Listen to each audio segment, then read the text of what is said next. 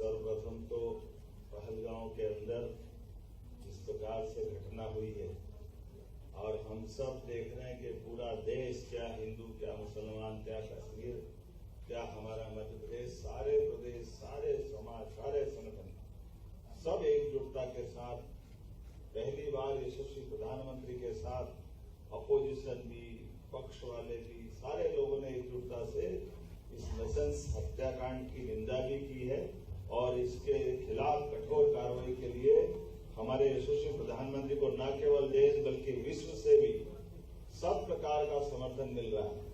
और ये बात भी सही है, आज हमने सबने मन की बात भी सुबह मैंने सुनी है, हमने कई लोगों ने सुनी होगी और यशस्वी प्रधानमंत्री श्रीमान नरेंद्र मोदी जी ने पुनः दोहराया कि इस घटनाक्रम के जिम्मेदारों को उसकी कीमत चुकाना पड़ेगी, उनको छोड़ेंगे नहीं। ये हमारे अपने देश का संकल्प है। यशस्वी प्रधानमंत्री के नेतृत्व में निश्चित रूप से उनके खिलाफ कठोर से कठोर कार्रवाई की जाएगी। कोई कभी कल्पना कर सकता है हथियार लेकर आओ, निरापराध महिला बच्चों को धर्म के नाम पर उनकी हत्या करो? इतने हिम्मत बहादुर थे, आ जाते हमारे सशस्त्र बल के सामने, पता ही नहीं चलते, चिंदे चिंदे कर दिए जाते, उनके आटे पते नहीं लगते। ये भारत की फौज और भारत का यशस्वी प्रधानमंत्री की सरकार का काम करने का तरीका। लेकिन कोई बात नहीं, चूहे की तरह आकर के कायराना हरकत कर गए, लेकिन जिस भी बिल में छुपे हैं उस बिल की जमीन मालिक को भी और किए जाने वाले अपराधियों को भी सजा मिलेगी, ये भरोसा हम सबको है। एक जानकारी और देना चाहूंगा कि हमारे किसानों के लिए भी बिजली के लिए अभी हम पे निर्भर रहना पड़ता मध्य प्रदेश सरकार पे।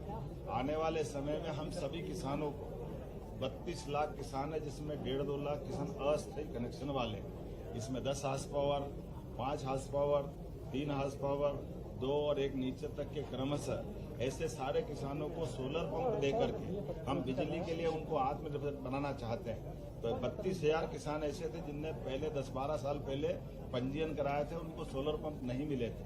तो हमने योजना अनाउंस कर दी है। सबसे पहले हमने उनको जिनने पंजीयन पहले से कराया उनको जोड़ते हुए 1 लाख कनेक्शन हम तुरंत जारी करने वाले हैं। और इसमें भी जो 5 लाख का 10 हार्स पावर तक का सोलर पंप है, किसान से केवल 10% राशि लेंगे।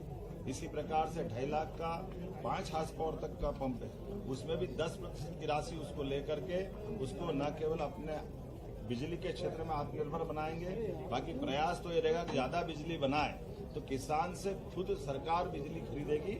इस संबंध में भी हम काम कर रहे हैं, इसकी जल्दी घोषणा की जाएगी। मेरी अपनी ओर से किसान भाइयों को, IIT से जुड़े युवाओं को, आकांक्षी युवाओं को, नए उद्यमियों को, सबको बधाई। यात्रा भत्ता, अव्यावसायिक चिकित्सा भत्ता, अनुग्रह भत्ता, दोहरा कार्य भत्ता, स्थायी यात्रा भत्ता में हमने बढ़ोतरी की है। पिछले समय इसका लाभ आपको दिया गया है। दिया तो ताली कम बज रही है, थोड़ा नया नहीं आ रहा। जब काम करते तो पीठ भी थपथपाने की इच्छा रखते हैं, जब पीठ थपथपाई जाए तो आगे और काम करने की हिम्मत होती है। मुझे मालूम है आपके लिए कुछ हमने और भी अपने गुलदस्ते में कुछ और सजा के लाने का प्रयास किया है। केंद्र वालों को तो 55% दिया है, लेकिन राज्य वाले बच गए हैं। तो मैं यहीं से घोषणा करता हूं और तुरंत लागू करता हूं, मध्य प्रदेश शासन के सभी शासकीय कर्मचारी होते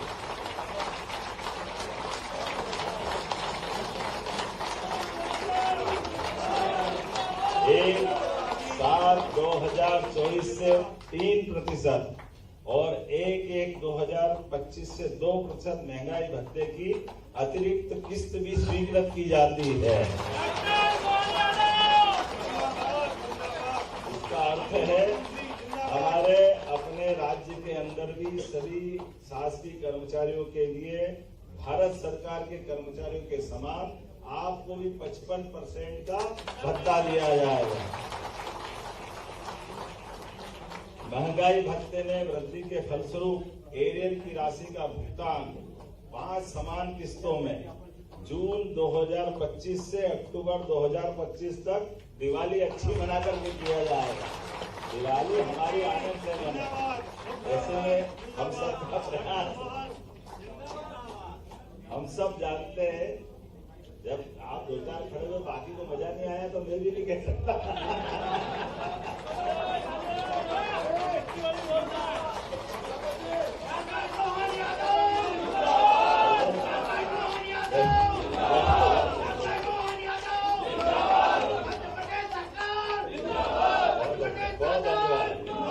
बहुत धन्यवाद राजेश।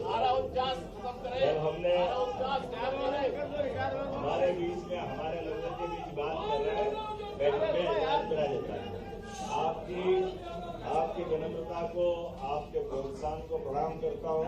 हम सब मिलकर के एक एक करके सारे वो काम कर रहे हैं जिन कामों के बलबूते पर हमारे लिए वर्तमान समय में जवाबदारी भी दी है और सरकार की सब प्रकार की व्यवस्थाओं को चलाने के लिए जो ग्रोथ इंजन का काम कर रहे हैं, आपकी वो ताकत है जिसके भरोसे से हमारी योजनाओं का नीचे जैसे शरीर के अंदर जो हमारे शरीर के सब अंग काम करते हैं, लेकिन सच्चे अर्थों में जो हार्ट काम करता है वो कोई नहीं करता। ये हार्ट के रूप में हमारा अधिकारी कर्मचारी है, जिनके माध्यम से नस नाड़ी तक ये रक्त से जीवन की ऑक्सीजन पहुंचाने का काम होता है शरीर में, वो भूमिका आप सबकी है। मैं आप सबको बधाई देना चाहूंगा। जब ये बात मेरे ध्यान में आई है कि 2016 से पदोन्नति लटकी हुई है, हम प्रयास कर रहे हैं बहुत जल्दी सबकी अपने सारे वर्गों के लिए समान रूप से उन्नति कराने के लिए अवसर खोलेंगे ताकि सबको इसका लाभ मिले और उम्मीद करेंगे आने वाले समय में जो जो आपने कहा वो सब भी लाभ दिलाएंगे। मुझे बताया गया कि उच्च शिक्षा विभाग में और कई विभाग में कई सारे लोगों की जब भर्ती होती है फिर 2-4 साल की छुट्टी तो पद खाली पड़े नहीं जाते। मैं समझ नहीं पाता हूँ ऐसा क्यों होना चाहिए। भाई जब भर्ती पीएससी खोलेगी तब वापस भर्ती करेंगे तो इसका दुष्परिणाम क्या हुआ कि आजादी के बाद 3-4 बार ही भर्ती हुई जब पीएससी की हमने प्रबंधन किया। अब सारे विभागों के अंदर जिनके पद स्वीकृत है पीएससी खाली होने के साथ ही भर्ती करने का अभियान चलाए, कोई पद खाली नहीं रहे, हमेशा ही पद भरे जाए। ये सभी विभागों पे लागू होगा। जब शासन के पद मंजूर है, व्यवस्था ऑलरेडी है, तो क्यों अपने को किसी का इंतजार करना, गाय की बार बार स्वीकृति लेना, कोई स्वीकृति लेने की जरूरत नहीं। एक बार पद स्वीकृत है इसका मतलब रिटायरमेंट के साथ पारिवारिक प्रोसेस विभाग करेंगे और अपने अपने पदों पे योग्य नए कूद को नियुक्ति मिलेगी। हम और आप सब मिलकर परमात्मा के दया से, बाबा महाकाल की कृपा से और अच्छा करते जाएं, ये आज के अवसर पर अपेक्षा करते हुए पुनः आपके सम्मेलन के प्रति शुभकामना देता हूं, बधाई देता हूं। बहुत बहुत धन्यवाद। भारत माता की जय।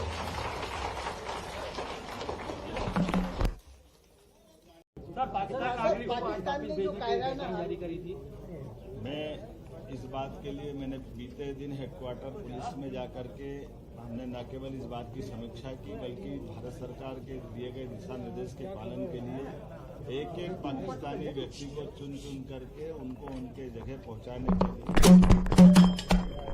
यशस्वी गृह मंत्री माननीय प्रधानमंत्री जी जिस प्रकार से इस पूरे पहलगांव की घटना को लेकर के हमारे सबसे अपेक्षा कर रहे हैं, हमारी राज्य सरकार उसके लिए कटिबद्ध है। शासन की व्यवस्थाओं के आधार पर समाज भी इस बात से लिए एकजुट है कि हर हालत में पहलगांव के दोषियों को दंडित किया जाना चाहिए।